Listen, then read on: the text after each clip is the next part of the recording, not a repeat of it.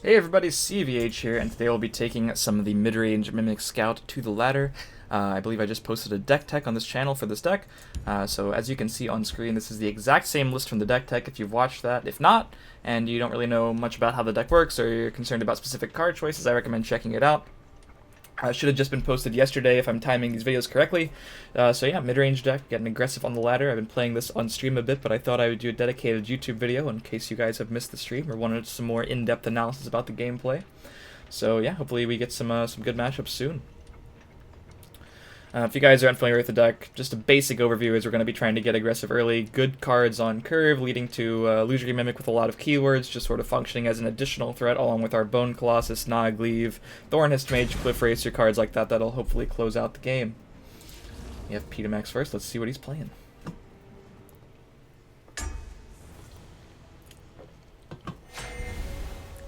Assassin. Alright, so if I remember correctly, this is actually going to be a weird game to start with, because if I remember correctly, I'm now, it's all coming back to me from a stream. I think we actually had a similar matchup. I don't know what I was playing on the ladder actually, but I was playing something against Max, and he was playing a Swindler's Market Assassin. And we went 1-1. The first game he burned me out hard. It was pretty crazy. So I think we probably have a better matchup with this. If I'm correct, he was playing maybe... if I was correct, I was playing maybe a Control Mage variant at the time, testing Heroic Rebirth. Maybe that was one of those games, but we are playing a strong, aggressive strategy now. And I'm not sure how good Swindler's Market Assassin is at playing from behind. It can get some awkward draws. That's definitely how he wanted to start. I mean, he might have wanted the ring, but besides that, that's probably how he wanted to start. So we're just going to play to contest. Go face for 2. I'm pretty sure he's maining close calls, I don't know, but lesser rewards or something. That's probably a few zero-cost cards in the deck besides the Smuggler's Hall. So, not really easy to tell. Probably Curse, maybe. Like a lot of different things he could have gotten there. Alright, that's not great for me. Eee. Do you guys remember the days when Moonlight Werebat was a 4-3? Because I'm missing those days right now. I really, really am. It almost doesn't seem particularly worth it to contest that with our Werebat, because I really don't want to take that trade regardless. We could just make the assumption that he's going to get all the zero-cost cards he could possibly want. Ringing out a 4-drop just for the potential to trade with his 2-drop does not seem like a winning strategy. We might just have to start getting aggressive. Well, we're definitely going to get aggressive with this. That's going to happen. But this hand is not fantastic. Let's try this. Let's try to just push the offense. Drain itself isn't even very good here if we want to get him to give us some more cards.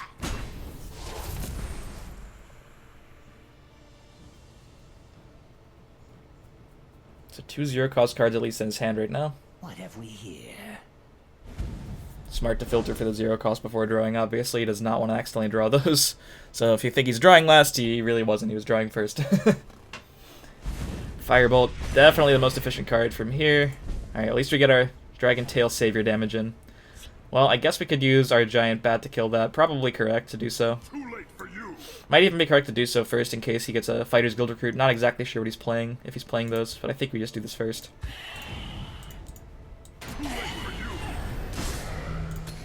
Dodged a Prophecy. One downside is now we only have 1 ring charge left, because our hand was a little bit slow and we decided to ring out the first turn 2-drop. And the 2-drop has put in 6 damage so far, so I guess it was theoretically worth it. Yeah, he's a combo deck, so he's going to be cycling a lot. Looks like he's not doing much these turns, which is good for us, but sooner than later, he could start putting an insane amount of damage right to my face. Yep, just cycling some more. That doesn't really have a benefit here or there.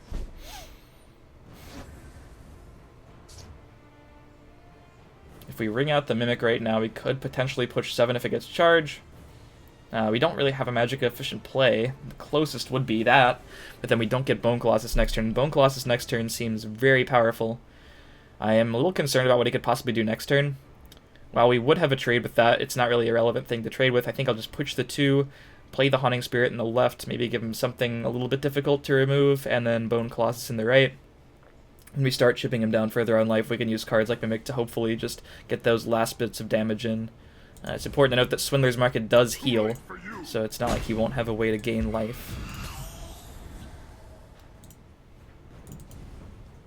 Spirit just seems like a little bit more resilient of a threat than Werebat here, and I wouldn't mind him giving a couple more cards to me through Prophecies. But with cards like Firebolt in the deck, we don't want to like play right into them with another Werebat if we have a better play. That's one of the scarier cards in the deck as well. Alright, well we did get a Prophecy. Is it a good one? Could be. If he was planning on also playing another Fire Bloom, he also risks... Well, that'd be weird. It might have been a risky Fire Bloom, who knows?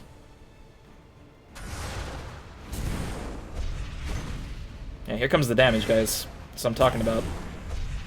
At least he doesn't have a market on board as well. Yep. My scales move in shadow. Saving grace here being Bone Colossus. I believe that's quite clearly the play. And then we're just gonna hope we have another giant bat or something we can get like charge and drain on. Alright. Should be hard for him to deal with the entire Bone Colossus in the Shadow Lane. We really need to deal with that Hex Mage and hope he doesn't have any more Hex Mages, any Swindler's Markets in hand, or Smuggler's Hall. That would be quite bad for me here.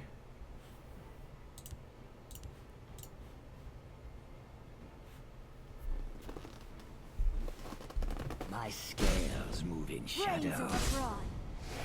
13. Not the most comfortable life to be at.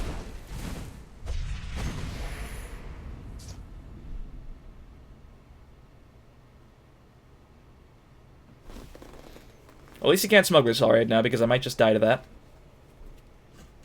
He'd have to roll a lot of actions, but still.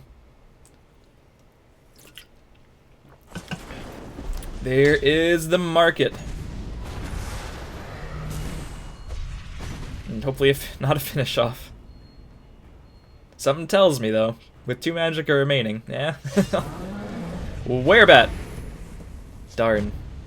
Okay, what can we do about this? We can get absurdly lucky with Illusory Mimic. That's one line. I don't know if it's the best line. We are straight up dead to a Lightning Bolt right now. Straight up dead. We've seen 2 Werebats and a Giant Bat, so like half of our options for Drain are just off the table now. 3 left out of 35. And we'd need Charge as well for them to be effective. We can clear, obviously. We can kill that pretty easily. If we use the Viper or the Cliff Racer here.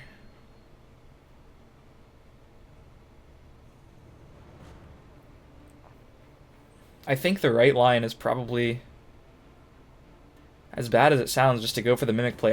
We could probably just go for the Mimic next turn, but like we can't even, it's so bad.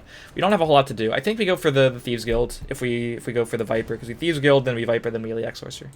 I guess we play this first. Got Mammoth, that doesn't really help us here. I mean, not a lot does help us here, but yeah.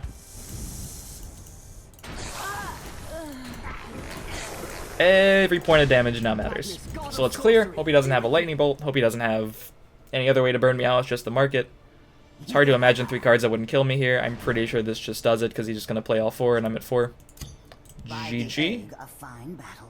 I want to see what they are. Dead to Murkwater Goblin. Improvised Weapon.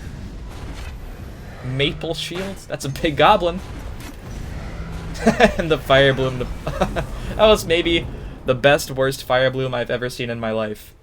Killing a 3/5 to take off a ward, but it killed me, so can't really judge. Well, that was unfortunately quick, so let's do another one. Very strange matchup. Very strange matchup. And we had a little bit of an awkward start getting our curve together. That's a deck against which we really have to punish for cycling and then taking a lot of time to find its combo pieces. He wasn't really in any sort of rush because all we were doing were playing like Moonlight Werebat, which got Firebolted, and like he had efficient answers, so it was pretty good for him. Lindor Hex Mage is also very hard to answer for this deck. We are just a pressure deck. We don't really have Piercing Javelin, Lightning Bolt, those kind of cards. We do have Shadowfen Priest. It was unclear whether or not that would even have been the better play over the Bone Colossus the turn we played the Bone Colossus, but yeah. Hex Mage in the Shadow Lane for this deck is not something we're totally prepared to answer. We just have to pressure enough to where Hex Mage is not fast enough to kill us. Sorcerer, this is something I'm used to playing against. Good. I remember Sorcerer. Without a 2-drop or a 1-drop or the ring, I think I'm just going to full ship this entire hand. Alright, there we go. We got the Spell Sword. Pretty ideal. Up against Foy Fluff.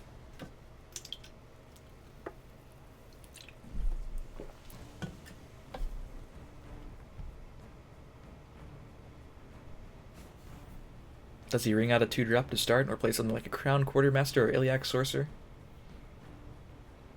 The item variant of Sorcerer has been a lot more common for me than anything else currently. And we see here that it is the item variant. I think we probably would like to attempt at least to contest that. Looks like our curve isn't super strong to be the aggressor here. Again, cards like Giant Bat and Werebat are pretty much easily answered against Sorcerer, more so than any other class.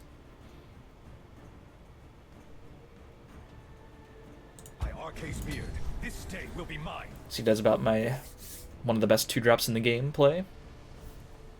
We do have Shadow and Priest, which is important if he does suit something up, potentially like a Gardener of Swords in the Shadow Lane with like a Tome or a Mace or something on it. We can answer that pretty effectively. He's going for the aggro plan. Fair enough. So our only play is Giant Bat. And I think it should probably go in the left. It sort of forces him to have a Firebolt more so, because otherwise we can double trade into the 4/4 pretty effectively by keeping our spell sword alive. I could send it to the 4/4 preemptively. If he has an additional item that's super punished, because then I wouldn't even get the trade, and I just sort of sacrifice my bat for nothing. Wouldn't even make him have removal or have a trade on it, which would save me some life. So I think I'm just going to set it to face instead. He could Tome of Alteration this turn without even spending another ring charge. I don't want to play super hard into that. He looked at it, decided to ignore it. Fair enough. Firebolt, yep. Maybe it does not force him to play off of curve. Unfortunately for us. Fortunately, we just drew Young Mammoth. So Young Mammoth Iliac Sorcerer is seeming much, much better than simply a Werebat.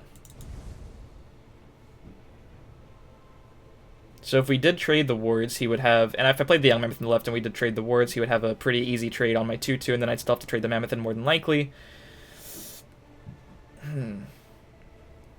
But then I could use Shadow and Priest. I could just go face, play the Mammoth and the Iliac Sorcerer, potentially trying to use the Iliac Sorcerer to trade the wards there, because that would be more ideal.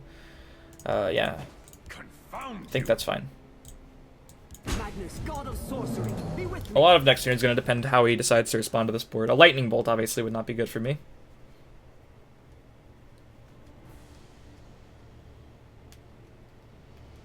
But we could even silence the 4/4 before we trade our Mammoth in to get a favorable instead. Which isn't looking like the worst idea. If he suits it up further, either of these could be a good silence target if another item was equipped to either of them. Ringing into the 5 magic to play. Alright, that's not the craziest Shadow and Priest we've ever seen. Basically a glorified Sharpshooter Scout there. And he is doing the trade for me, which I don't mind. Don't mind it at all. A little curious whether or not we want to hit him. I don't think hitting him to 25 does a whole lot, besides maybe giving him better plays. I think I'll probably just play the Cliff Racer, hit the 2/2 as a favorable, hope the 4/4 has to trade into it as well. It's not the most exciting play of all time. We could do something else. We could just trade the 4/4. We could hit there and like sort of set up a trade and take less damage to our face, if any. I don't really mind 4 more damage. I think this is fine. We've already seen a Firebolt. Next turn, if we get a 2-drop, we can play Werebat in a 2-drop, and then hopefully the Werebat wouldn't get Firebolted if he does Firebolt this. If he Lightning Bolts this, it's not that big of a deal. He uses basically his entire turn, I'd assume. If he did ring again into Emmerich, that would be terrible, but that's a 1 of and 42, 45 cards total that he could have. Cut burst is fine. Just plop it down over there.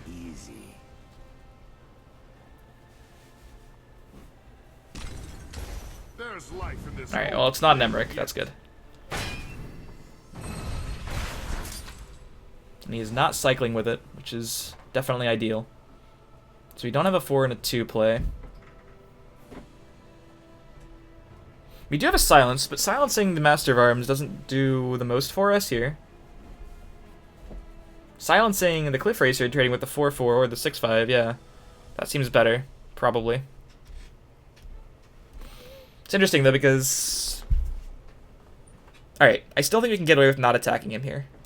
So we're going to silence the Cliff Racer, double trade into the 6/5. We'll have a 2/2 cut per still if we don't attack, and we'll have a 2/1 Iliac Sorcerer. So he either trades his Shadowfen into my Shadowfen, or potentially double trades with my smaller guys, without giving him more cards currently, because I don't know if we can really afford that. You must be cleansed. By the eye of Master. But we could attack, and like if that was still a 1, we might have to, because then we have a 3 and a 1 that could trade in there, and if he tries to take value trades. But as of right now, I don't really think it makes a whole lot of sense to give him cards. We are barely ahead on board, and we'd like to stay that way.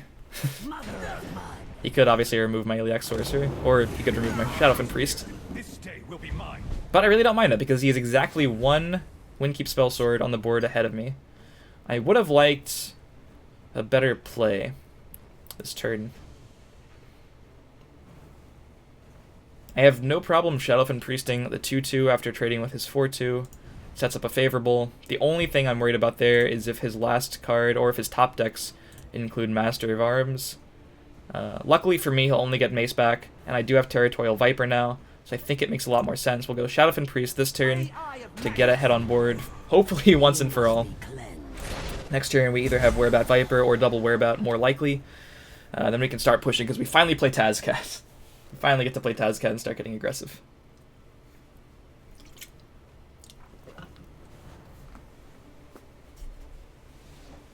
Alright, Tone is not great. He's going to cycle. Confound you.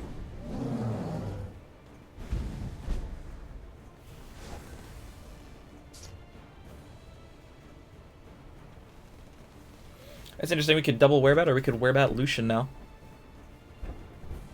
Mother of mud. I think I'm liking the Werebat Lucian. Praise to our unholy patron. Since he has another Shadowfen Priest, I could set up a trade there, or I could use Tazcad next turn and get some value and buff the Tazcad.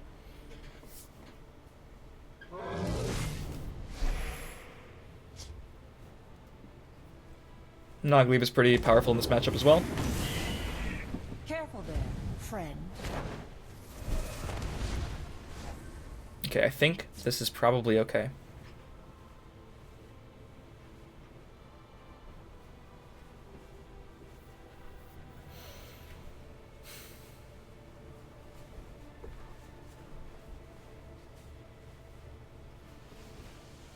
I really don't know if I want to use the breakthrough damage this turn, though. I don't think I do. I think the best idea might be to just develop the Nogleave in the right, and the Cutburst in the left to try to take a trade there. Once we have Werebat swinging, as long as he doesn't draw Master of Arms in like the next 2 cards or something, after he already played one, as long as that doesn't happen, I think it'll be okay. We should probably take the ward off here.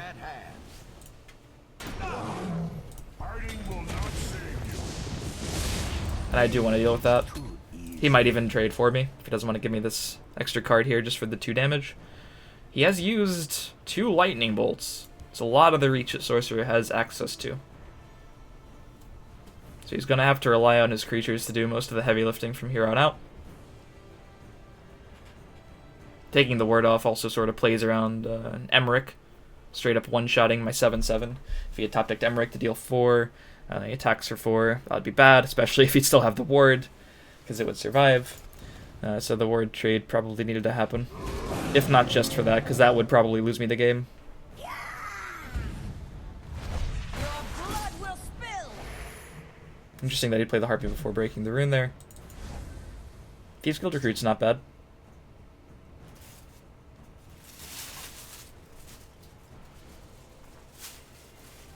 So I need to develop the Werebat this turn.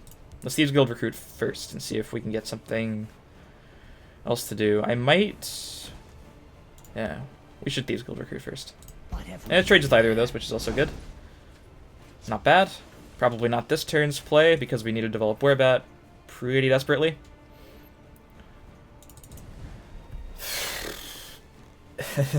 If we Vipered into one of these 2/1s, it would save us some damage. Besides that, it doesn't really have any practical applications. But 2 damage might almost be worth it. We have trades on board. Haunting Spirit's also good, though.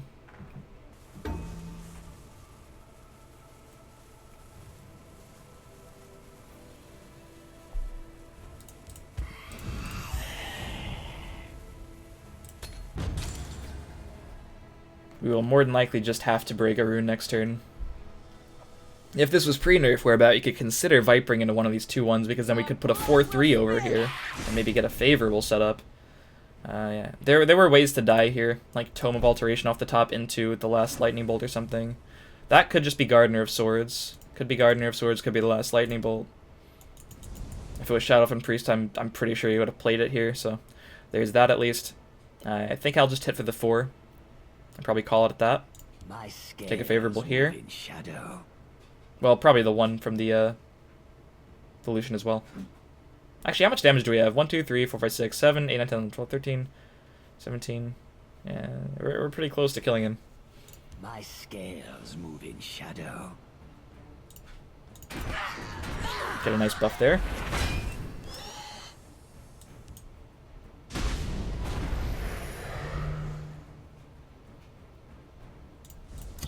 Your reckoning is at hand. So now nothing kills me, the way it stands. It's not the most exciting Bone Colossus ever. And we didn't really make use of the fact that it was reduced, but this game has been sort of a, you know, an awkward game for the deck as we've had to play the defensive role, which is, you know, not what this deck's built to do. But it's something that it looks like we've done to some degree of success. If he's teching an Ice Storm, it would hurt a little bit here, but we'd have the buff at least off the Haunting Spirit to give us a giant Bone Colossus. Which would pale in comparison to how many stats we have on board currently. We found the Emmerich, who's going to take away my Drain, just in case I don't get to kill him this turn. There's 24 on board. We can even go more than that, because we can sacrifice our Spirit after we attack for a charge, which will guarantee that whatever gets buffed can attack. There we go.